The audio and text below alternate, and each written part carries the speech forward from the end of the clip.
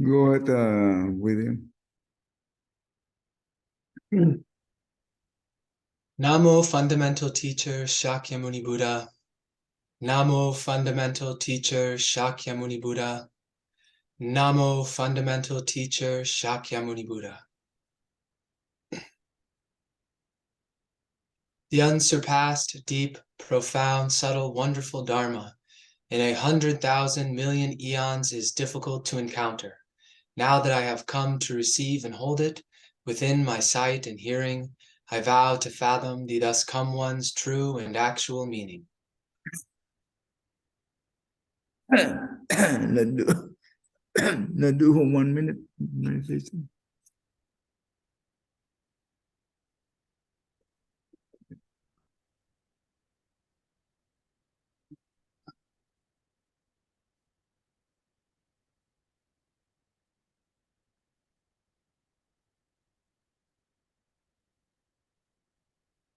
One, two, three.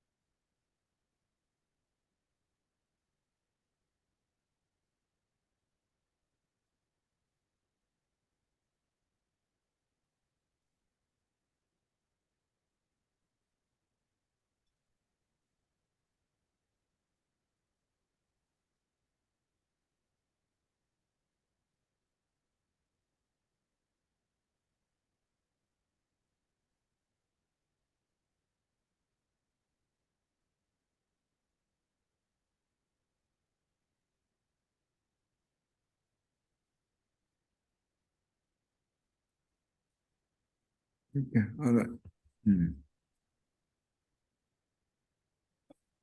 Okay. So we continue on the story of the king, right? Ajatasatru. Okay.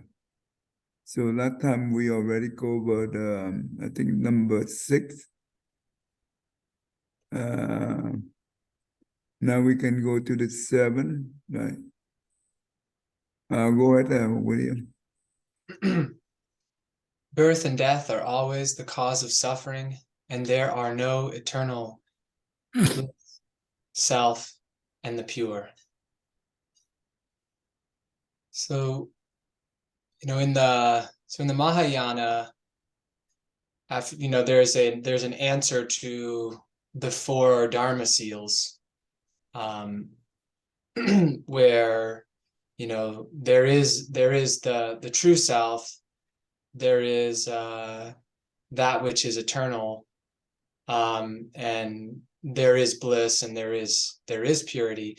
But until we're not attached to worldly things, until we're not driven by desire and our mind clouded by ignorance, then we really need to understand that that birth and death are necessarily filled with suffering, so long as we're attached to these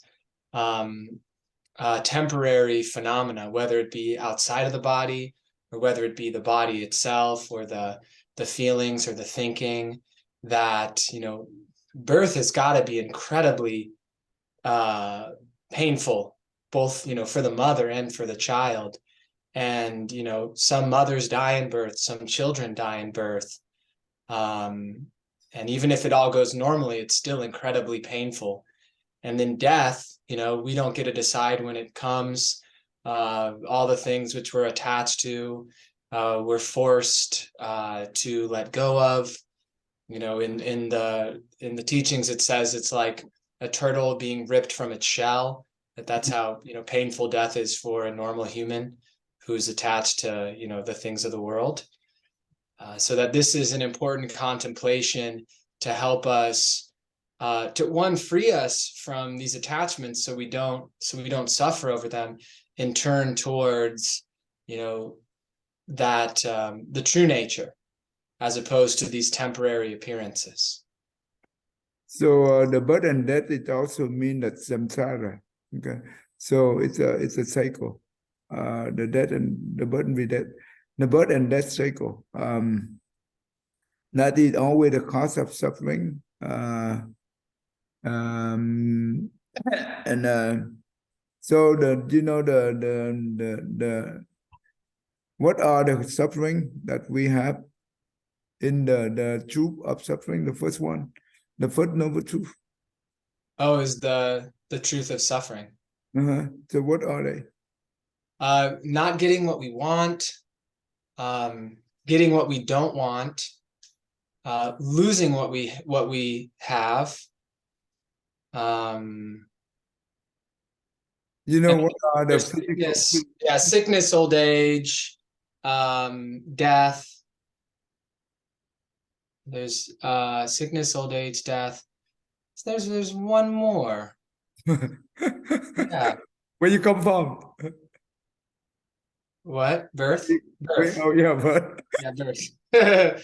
Birth, sickness, old age, and death. Yeah. so the four physical suffering is birth, old age, sickness, and death. That no one can escape, right? Nowadays we see that death can be many different forms. Death by sickness, death by accident, death by disaster, death by war, right? Death by all kind of phenomenon, right? So it's very suffering, and especially before we die, right? We have to go through a lot of pain when we get sick, right? Usually nowadays, the people who get sick and they have to lay on bed for a long time before they can end their life, right? It's very suffer. And that's why in this world, nothing is happy, but we still see it happy. Not in the Buddha worry about that. Right? So, and he said that no eternal, that means nothing is permanent, right? No bliss, and that means it's suffering. No self, right? No peer. But we still enjoy. We don't see those things. Yes, in this sutra, later on, the Buddha said that therefore, Dharma seal it counter the impermanent suffering, no self, and impure, right? And you remember that I think I said this one time to you. You remember that why at the beginning why the Buddha teaching us about the fourth self, no, about the fourth Dhamma seal at the beginning. To make a distinction between the Buddha Dharma and what the other things that were being taught at the time. But also I think because the need for helping people to unhook from these attachments. And even though we understand the Mahayana Sutra about the actual fourth self of four Dhamma seal, that means the permanent, the bliss, that means the happiness, the self, the true self, and the pure, right? When we see this, but is that still worth it to practice impermanent suffering, no self, and impure? Do you think it's worth it? Yeah, I think it's like necessary first to appreciate those in a sense, because it seems like most of our default is most of us automatically are attached to this idea of an individual self and to this idea of like the world being something we should crave things in and we should seek things for. So it seems like it's really necessary for us to pass through those distinctions to really recognize the impermanence of those things and the suffering inherent and the lack of an individual self before we can really clearly see the eternal, the bliss, the true self, and the purity. What do you think? Is that beneficial if we can contribute? We contemplate on the impermanent, no self, suffering, and impure. It that give us the benefits? Um, yes, I believe so, because so this just so we know everything is impermanent. So all the people will say, well, we got nothing permanent, so why do I need to do this and that? I will die anyway. The thing is, that's who brave enough to endure the pain, the suffering, if they're not practicing. So just think like a person who going to do a marathon, he will say, well, this is just a normal marathon. There's no prize or anything. It's just for the community, so I don't need to like go to the training much. But the thing is, if you don't training, you cannot complete it, or you cannot participate in it. And by that time, you want to, and when you like have the regret and everything, it's painful. Actually, the benefit is practice this four domicile. It's the true cause of suffering, right? You remember the true cause of suffering, William? Be ignorance. And what else? Well, desire and craving flow, or craving and anger flow from ignorance, and the like original ignorance of this idea of an individual self is kind of at the heart of it. So the true cause of the suffering is come from the craving and the ignorance, right? Due to our ignorance, we pray karma, and because of our craving, we willing to do anything that leads to the hatred, right? That like Putin, right? And when we practice to contemplate on this thing here, we understand that everything is impermanent. It helps us to detach, right? To not to attach. And we know that everything is suffering. So if we attach to it, because we do not, and because we are ignorant that we don't know this is impermanent, therefore we attach to it, then we suffer. When we contemplate on this thing here, it helps us to not craving, not have much desire. And that also gives us the wisdom, right?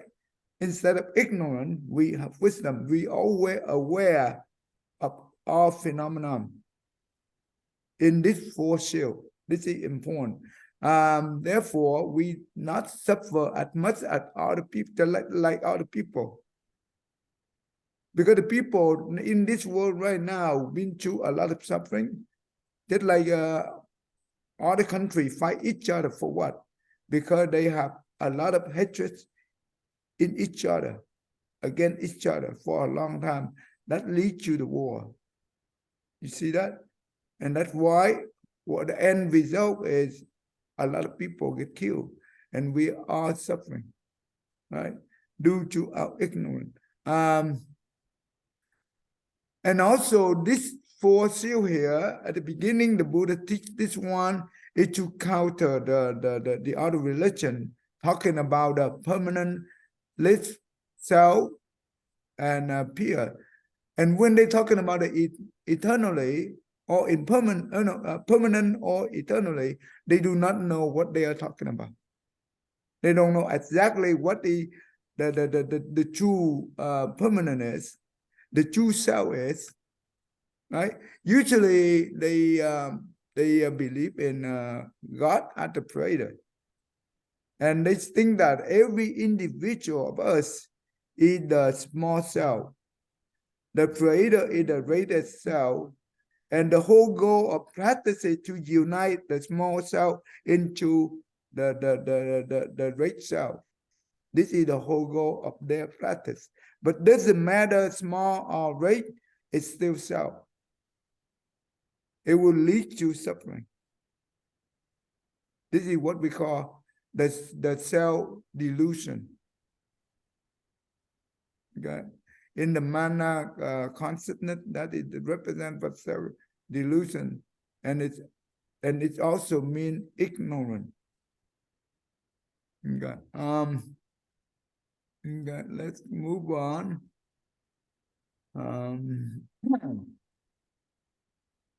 And Jimmy, go ahead, read number 9, Jimmy. No, number 8, I think. Yeah, mô Phật bà thầy. Number 8 start with it's not possible to segregate oneself from the 8 inopportune situations. One is always pursue. Okay. We can stop right here. We can discuss into it. 8 inopportune situation. I'm not too sure what does that mean. Maybe in Vietnamese I have to see. They call bát nạn tức là 8 cái nạn. But I think it's I'm not too sure they refer to that, but do they refer to like Bắc Chánh Đạo? No, not that. I found it on I googled it real quick. No, what did they say? Having obtained a human state, when the good Dharma has been well proclaimed, those who do not seize the moment let it slip by. For many opportune times are spoken of, occasions obstructive to the path, for it is only sometimes on the occasion that the Tathagatas arise in the world. If one has directly encountered them, fortune rarely gained in the world. If one has attained the human state and the good Dharma is being taught for a person desiring his own good, this is incentive enough to strive. So I think it's like, they're around these, like, has the Buddha appeared in the world? So here's the list of them. Okay. Tathagata has arisen in the world. So that would be opportune. So then I think the inopportune would be the opposite of that. Okay, and then right. I think I have it here too, right? Is it the one you are looking at? No? No, I have a slightly different. Yeah, I have a different one. Do you have a link? Send the link to us. Yeah. So we can share to the whole to everyone. Okay, let me see. Okay, that's good. Okay, let's see. The first one is here. Tathagata had raising in the world, and had perfectly enlightened, that means the Buddha, has accomplished in the true knowledge and conduct, fortune knower of the world, unsurpassed trainer of person to be famed, teacher of the Deva and the human, unenlightened one, plus one, and the Dharma leading to peace.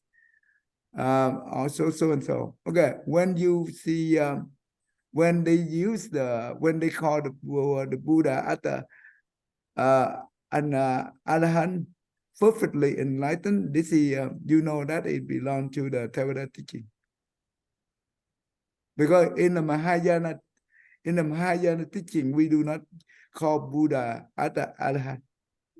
It's not the same level, right? So Buddha is Buddha, Arahant is Arahant. Yeah. Anyway, so that means the Buddha arising in the world is the most upful moment, right?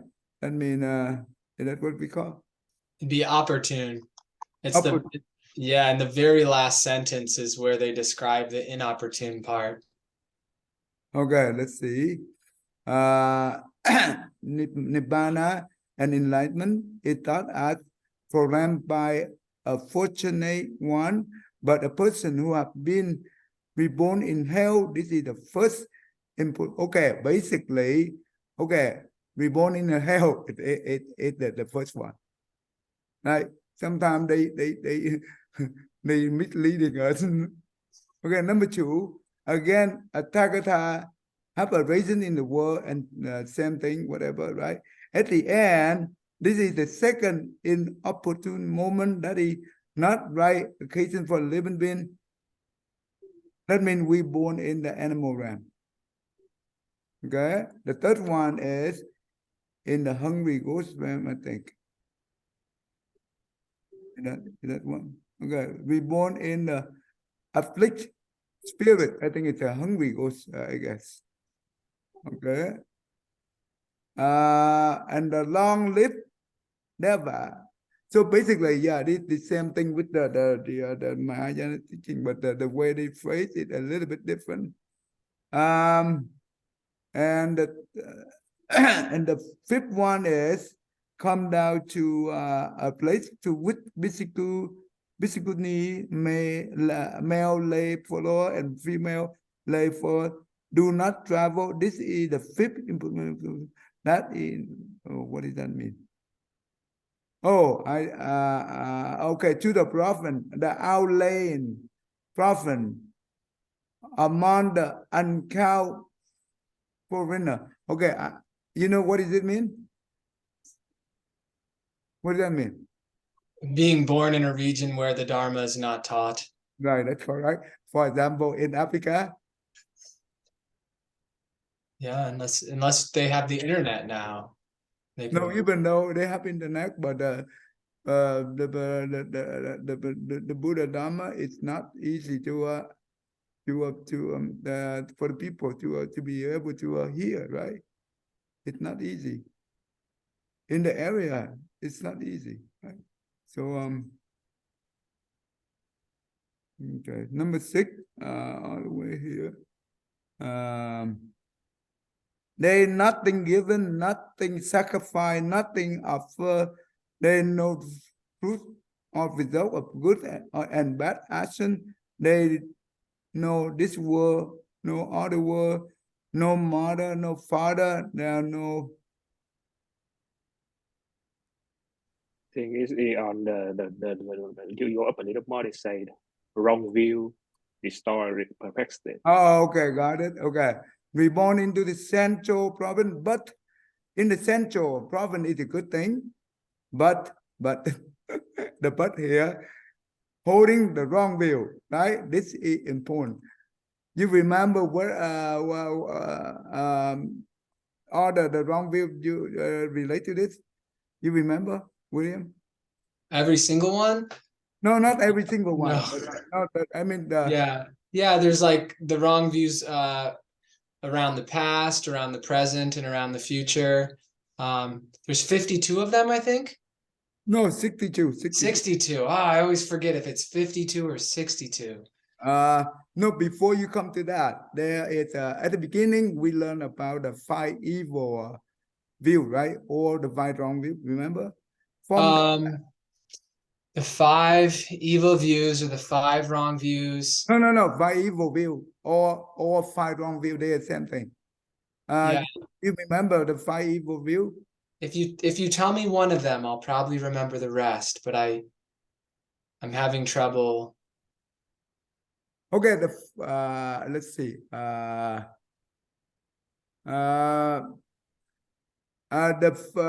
one is say that okay, the first one is say that there are 2 extreme view within one view. Either that they believe that there is no life after death. The second one is they say that life after death, but it's very persistent. Yeah, these are like those then branch out into the 52 views. These are like the bigger categories. Yeah, they come from here, and from that they go out to the 62 view. 62, I said. Okay, so that means the second view of the extreme view is still called extreme view. They say that, well, they life after death, but if this life I born in the rich family, the next life I will also born into the rich family, so and so, right? That is the extreme view of the second one. I forgot the first one. The third one is they uphold on the wrong ritual, right? The wrong ritual. You remember that?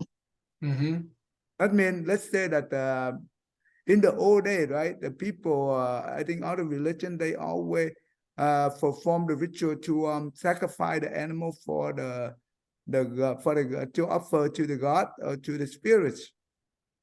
This is the wrong ritual, right? This is not because you sacrifice the animal. That bad. And also it also relates to the way that the other religion, they always extreme on their practice. They what do you call? They abuse their body, right? For example, they can stand one leg and with one hand all day or many days, right? That kind of practice is no benefit, because they think that when they practice hardship on their body, they think that they will be reborn into the heaven in the future. Remember, the Buddha spent 6 years to practice the most hardship one. No one can compare. And eventually he gave up because he see that hardship toward the body to the most extreme giving no benefit, only cause us die before we attain something, right? And also enjoy in the luxury life, it also give us no result in the practice. So he choose the middle way. That means the Eightfold Path. The fourth one is uphold the view, right? Right? We uphold our view. Everyone have different view, but if we hold on to our view, and it's bad, right? That means we cause a lot of conflict. We can create enemy. We suffer from it. The other one is superstitious, right? For example, we can burn the fake money for the dead, right? For the one who passed away. That is a superstitious. We can whenever we have an important event, we can go and look for the good day, good time, to avoid the bad day, bad time. So it doesn't matter when we talk about good day or bad day. In Buddhism, this is superstitious, because the Buddha said that good or bad come from the mind, not come from the day. Right? Let's say that the people who never do good deed, and when they want to have the important event, they go ahead and choose the good day. Do you think that will benefit them? I don't think so, because that is not compliant with the law of cause and effect. And also every year, I think it's at the beginning of the year, usually the people go to the temple. They want to praying, but by praying, that means they base on the star, right? On the star. So if they have the on that year, it happened that their star is bad, so they can pray for it. You change into good. Do you think that we work? No, it doesn't work that way. Doesn't work that way. Tức là cúng sao giải hạn á, tiếng Việt mình. Anyway, so all those things we have to be very careful. And why that thing is very harmful? Do you know? You know why that thing is very harmful?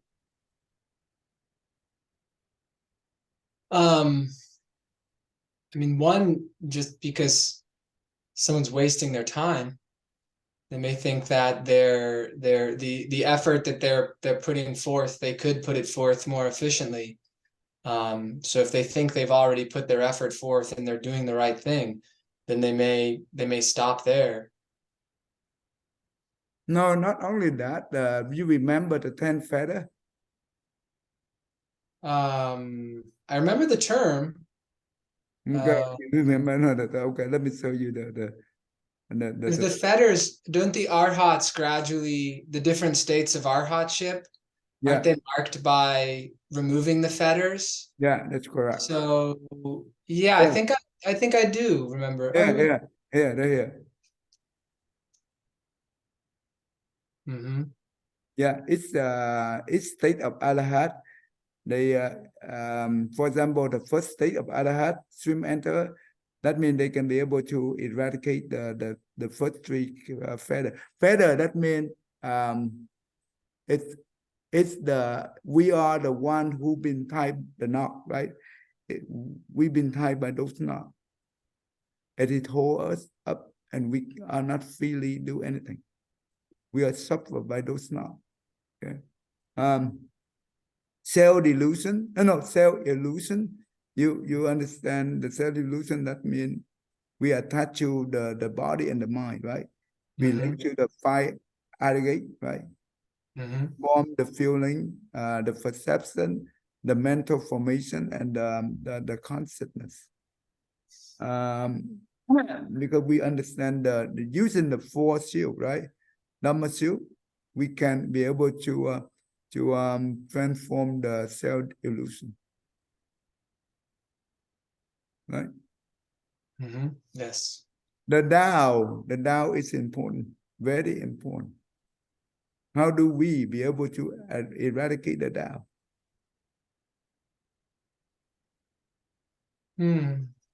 Well, through I would say a combination of listening to the Dharma, learning the Dharma, but also practice and then directly experiencing for ourselves the truth of the Dharma. From the eightfold path, which one can help you to remove the Tao? Oh. Well, I think the beginning would be right understanding. I think if you don't have right understanding, then it's very hard to begin practicing or doing anything else.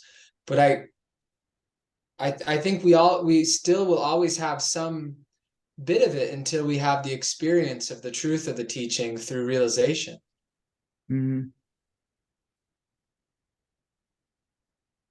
What are the two right will make us to become wisdom? There's concentration and samadhi, right? Concentration and samadhi. Well, no, I mean, I'm talking about the eightfold path. Yeah, isn't right? Aren't those two? The first one is the right view, or they call the right understanding. Maybe either way, it's called the same thing. The right intention or the right contemplation, they are also the same thing. The third one is the right speech. The fourth one is the right action. The fifth one is the right livelihood. The sixth one is the right effort.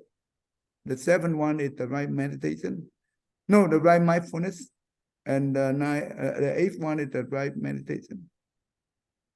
The right view, and the right view, it means you understand the Buddhist teaching, or you understand the truth. Because Buddhist teaching, it represents for the universal law. That means the truth.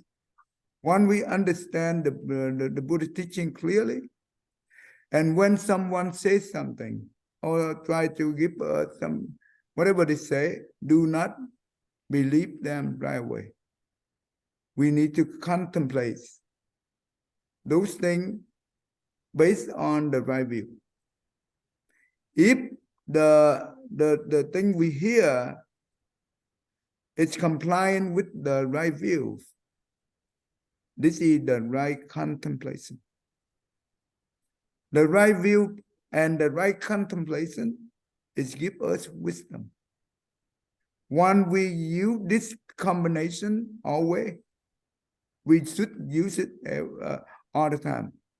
Help us to be awareness about other people saying. And this will help us to remove the doubt.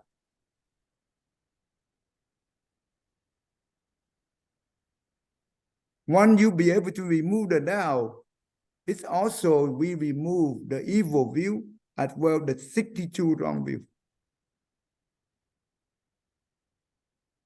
The wrong view, it represents for the doubt. Because we doubt at the Buddha teaching or the truth or lacking of understanding the truth. Therefore, we have the wrong view. And it's very hard to have the right view. It's not easy, especially nowadays. Even though we have a lot of sutra available in the internet, on the internet, do you think that it's easy for us to go there and get the right view? No, it's easy to be confused and to misunderstand them. That's right. At the beginning, when I about to learn the Buddhism, I look at the Buddhism, the Buddha teaching. It's just like the forest. I am in the maze of the forest, and I don't know where to start, and I don't even know how to get to get going and to go out. Right, I'm stuck for some years. Yeah. And I searched for the teacher to help me. And in the old days, it's very, in 1991 all the way to 95, it's very tough for us to be able to listen to the Dharma by the Venerable Master. It's not easy because there is no internet. And everything is very tough to access. I eventually give up, and I focused on my study. And later on, when I finished my my education, and that was a good time. I have the chance to know the temple, one of the range from my range master. That means Sanghua, right? That I learned from the monk over there, and eventually I also met my teacher. That means my teacher right now in 1999. And the first sutra that he teach us is Sarugama Sutra.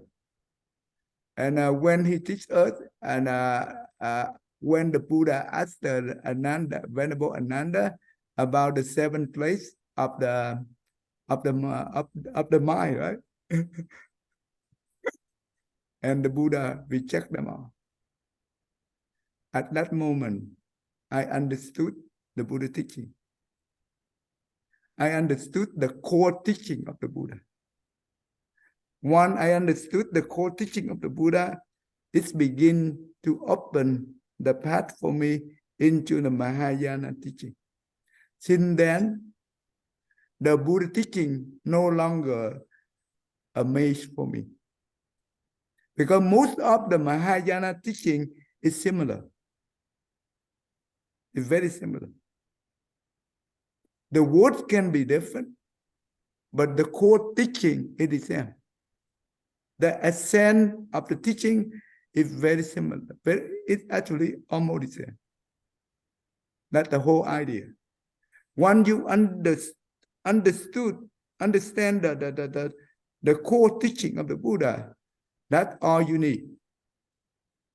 And whenever you read the Mahayana Sutra, no longer afraid.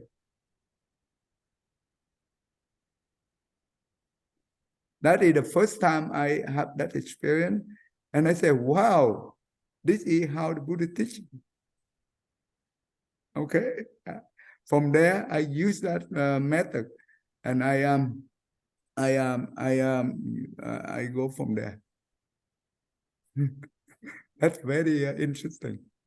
Mm-hmm. Do you have that feeling before? Yeah, when I first got introduced to Buddhism, it was through Zen, and that was like, so I just really dug into that. But then as I practiced, I got connected with a Vietnamese center here in town and started learning about the Pure Land practice. There was an American who was working to become a Tibetan monk. So I started learning about Tibetan Buddhism. And then it became stressful. It was like, okay, what should I do? Should I sit in Zen? Should I recite Amitabha's name? Should I pursue the Tibetan practices? And so I can relate to that. But now there's none of that stress. I appreciate the reason those different teachings exist, and it all seems, fairly clear. I think maybe my turning point was the Six Patriarchs Jeweled Platform Sutra, because it's just so incredibly like to the point. It's Okay. like so simple. When, And that- Huệ năng, right? Huệ năng, Huệ năng. None, yeah, just seeing the mind, before thought. Right.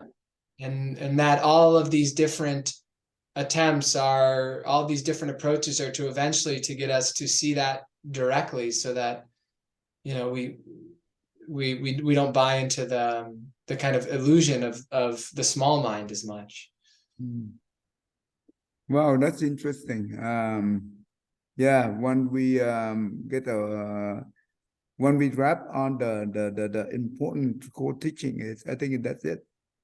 I think that's important, because that helps us to have the right view and the right contemplation. And you know what? It will help us to prevent the wrong teaching from other people. Nowadays, those teaching is a lot everywhere.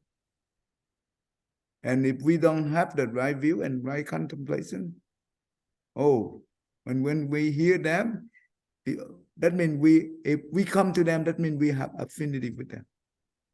But if we don't have anything to protect us, we don't. Right? So this is important. So but anyway, thank you. So I thank you, my teacher, for the first teaching that he teach, and I immediately understand the meaning behind of it. Okay. Anyway, maybe that is my in the past I have a deep root into Buddhism, I think. Anyway. Okay, the seventh one is the Takata habit raising. Okay, we born into the central province, but he is unwise, stupid, obtuse.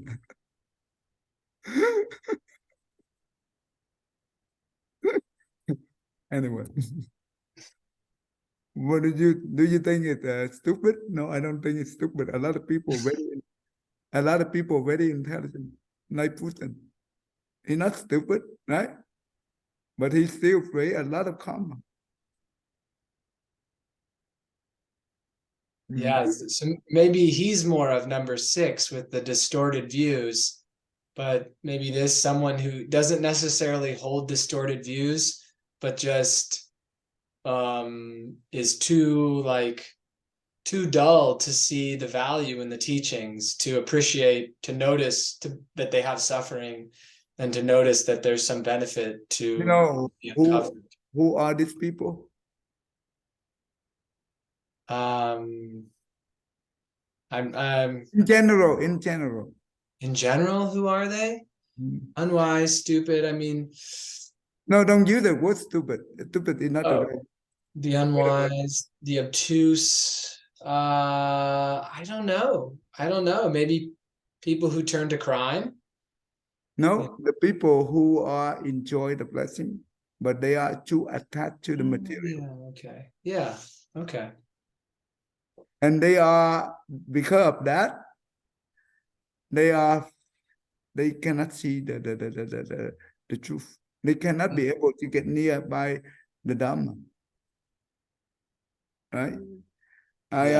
usually the people who are very successful, they enjoy the blessing they have, and they don't. They say that, oh, when we mention about religion, they say that, oh, that is just a superstition. Yeah. And when they say that, they shut down everything.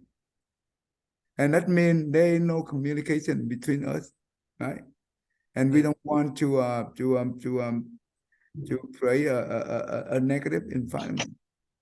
We don't need to have any argument with these people, but we still keep friendly with them. That's okay. But it's no value for that. The number 8 is central province.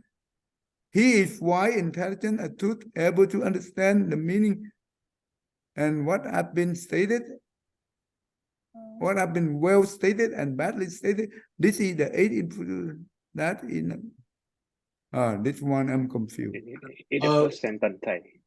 Huh? The first sentence, when the Buddha not born, the number 8 again had not arisen in the world. Oh, not arrive in the world. Okay, good. I'm overlooked. Yeah, not arrive in the world. Even though they are wise, right? They are intelligent, but if they don't have the good teacher, that means not much benefit from it. Okay, so that's important. So basically, this is good. This is good. So in here, that means it is not possible to separate oneself from the 8. Okay, anyway. What is the word segregate mean? Separate. Separate? Same as separate, yeah. Okay, it is not possible to separate oneself from the 8 input. Why is that? But perhaps because of the fruition of past karmas, once the seeds have been planted, you know, if we're born in a place where there's no Buddha teaching, well, we can't change that in that lifetime. Yeah, also due to our bad karma, and because we did not have the good root in Buddhism, right? And that's why if we come into one of these 8, and we cannot change it. Okay, that's good. All right, go ahead, do number 9. Number 9, one is always pursued by an enmity. What does it mean? What do we understand from this? A person who always gets angry. A person who always get angry, easily to get anger by everything. Just like Putin. Maybe like Putin. Maybe like Putin. The reason is one of the 20 of this one right here. It is the one that obstruct our path, right? To practice the path. So we contemplate on this thing. So we know that we are very fortunate. Okay. We are very lucky. All right. William, you do number 10. There's not one dharma that can shake off all things that exist. Yeah, you know, it said that there are as many dharmas as there are delusions. So the dharmas are like antidotes for the many different types of delusion that human beings can have. And it's not like we can always just say the same thing and that will actually that will be the appropriate dharma, or be mindful of the same teaching in every circumstance to solve every situation. That, you know, there are multiple dharmas, I think, because of the complexity of our lives. ultimately it seems to unify in the state of like full enlightenment. It seems to unify, and the myriad dharmas kind of manifest as appropriate. But sorry, Tay, what were you going to say? Do you think that one medicine can cure all disease? No, that'd be silly. Ah, Yeah. so one Dhamma can take care of all problem? No, that is it. So basically, it means that in Buddhism, the Buddha said that there are 84,000 Dhamma. No, 84,000 Dhammadora, basically. But the 84,000 is just a number represent for infinite, infinitive, right? A lot. What does that mean? Why we need so many Dhammadora? Because the living being have 84,000 sickness. The mind. Therefore, the Dhamma have to accomplish. No, what you call accommodate, right? For this thing. So no one medicine can take care of all the problem. So just like a doctor, when the doctor diagnosis and based on the problem we have, he will or she will describe the exactly medicine that will help us. The same thing with the Buddha teaching. That's why you see the Buddha spoken for 49 years. It's a lot of sutra, right? I don't think any other religion can be able to get near close to it. And you know that the Maha Pratna, or we call the Heart Sutra, the original from the Sanskrit is a 600 volume. It's huge. But when it's translated into Vietnamese, come down to 24 books. And each book is thick, not small. That's long, that's really long. So why it's so long? Because the Pratna or the Heart Sutra is the ultimate wisdom of the Buddha. That represents the ultimate emptiness.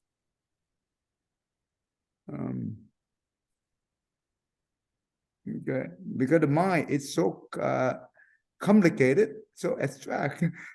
So the Buddha had to that a lot of work to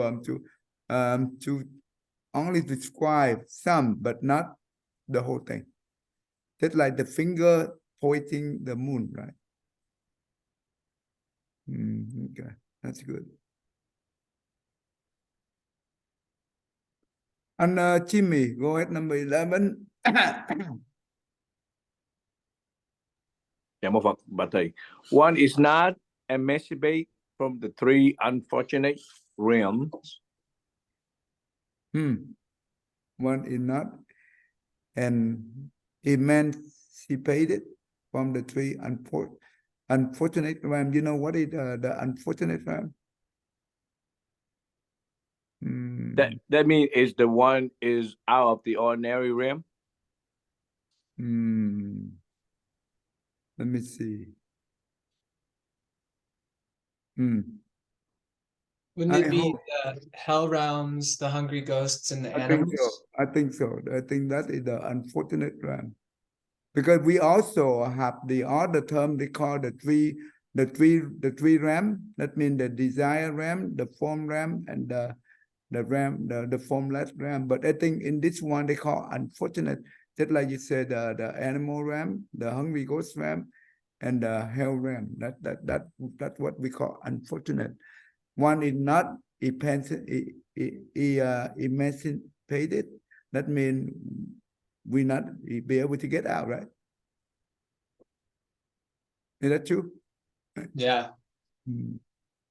If we cannot be able to get out, that is, we in there only suffer. So cannot be able to We have to contemplate that. Don't let us go into one of the three realms. Okay, that's good.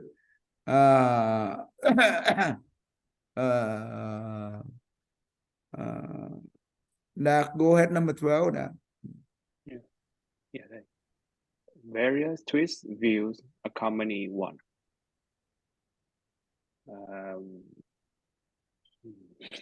Is it mean like wrong view? Too many wrong view? That's right. Twist view is a wrong view.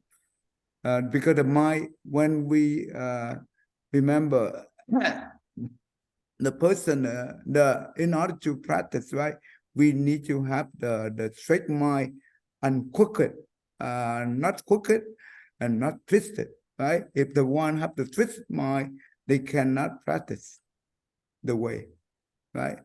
Because the twisted mind or view, it only attract the evil. They don't attract the right path, right? So it's important.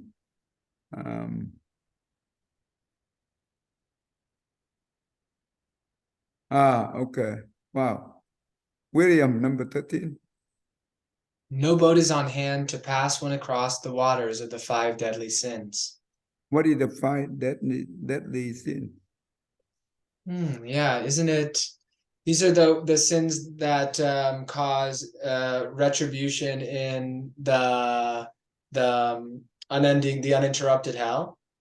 So Yeah. it'd be killing one's father and mother, killing an arhat, harming the Buddha.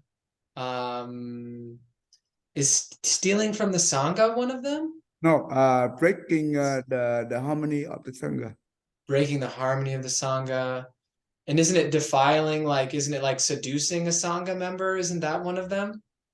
No, I think it's you got them all right. The One. first one is killing one father, killing one mother, that means 2.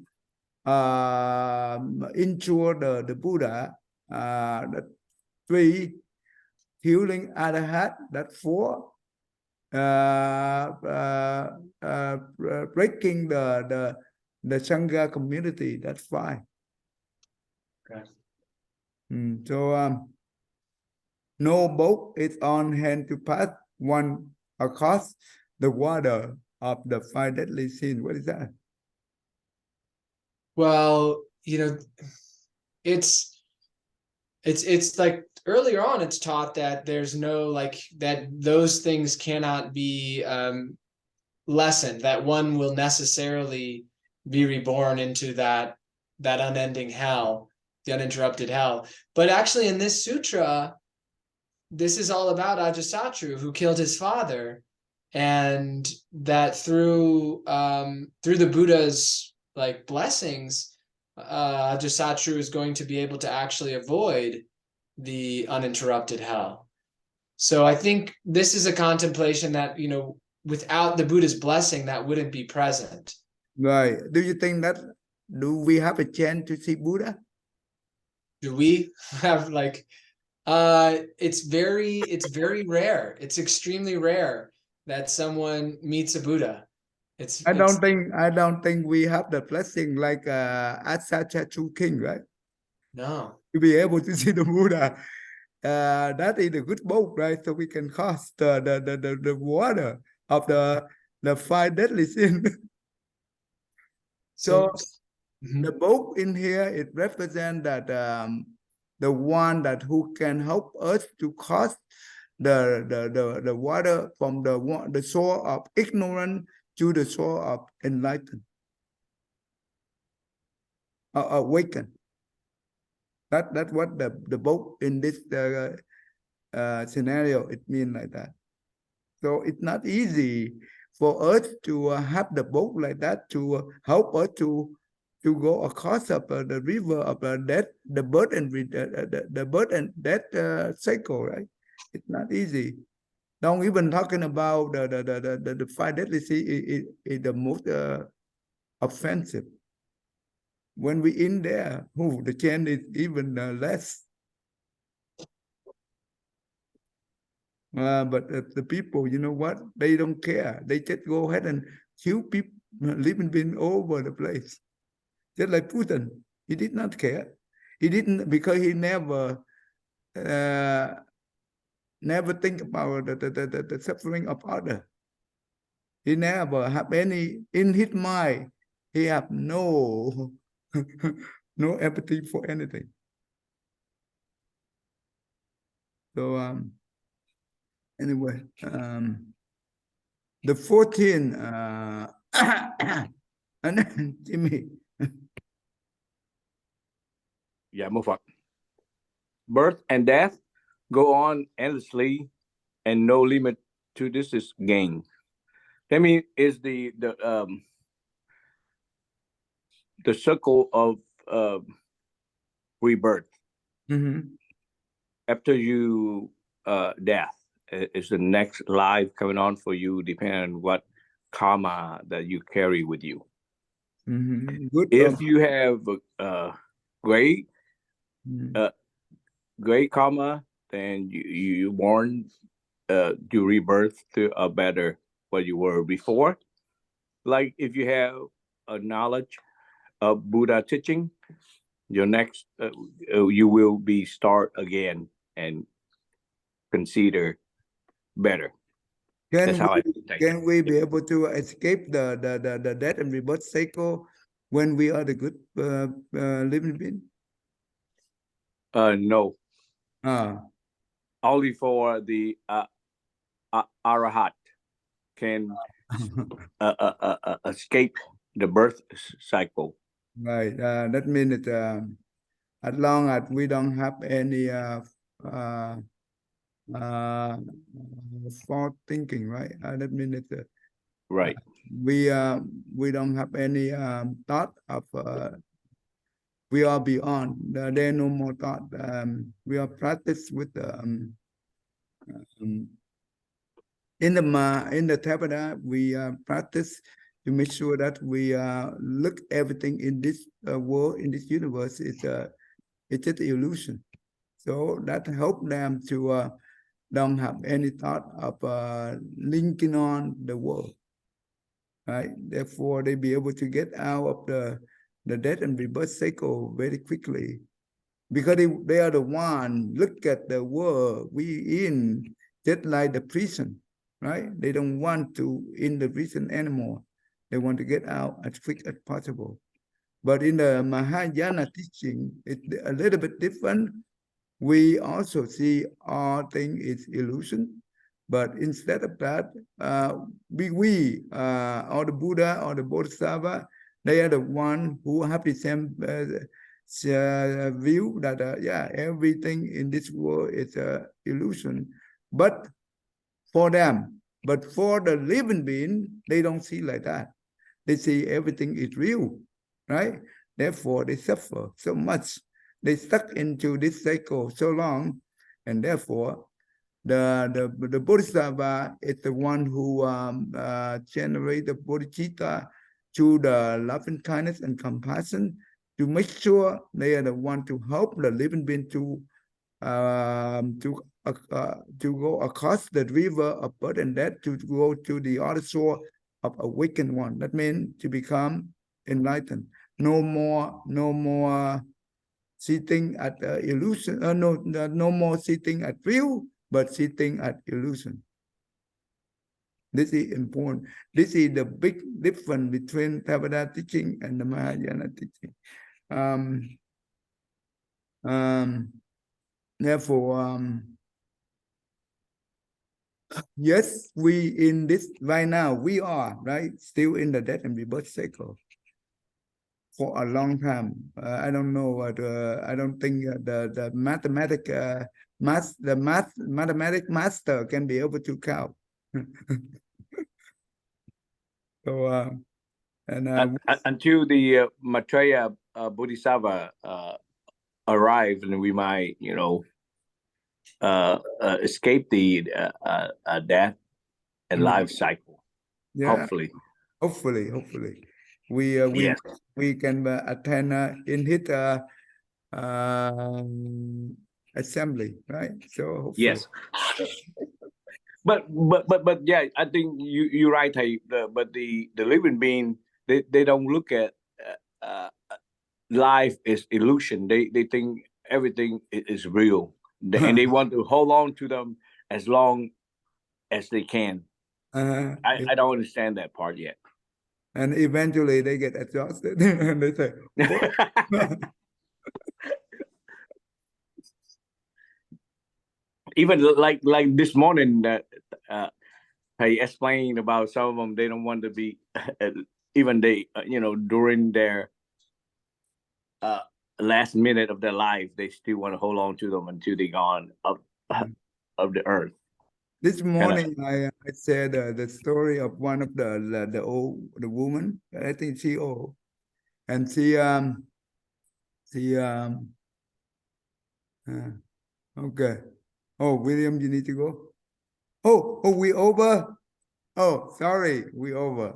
I have to put Yes, my we are. daughter to sleep. I haven't eaten dinner yet. I'm sorry, but I have to go. No problem. We will end right now. Let end right now. I forgot about the time. Okay, go ahead with Jimmy. Yes. May everything living being, our mind as one and radiant with light. Share the fruits of peace with heart of goodness, luminous and bright. If people hear and see how hands and hearts can find in given unity, may their minds awake to great compassion, wisdom to joy. May kindness find reward. May all who sorrow leave their grief and pain. May this boundless light break the darkness of their endless night. Because our hearts are one, this world of pain turns into paradise. May all become compassionate and wise. May all become compassionate and wise. Một Phật. Okay. Thank you, everyone. Sorry. Thank you. Thank you, Tay. Thank you. Một Phật thầy, cảm ơn thầy.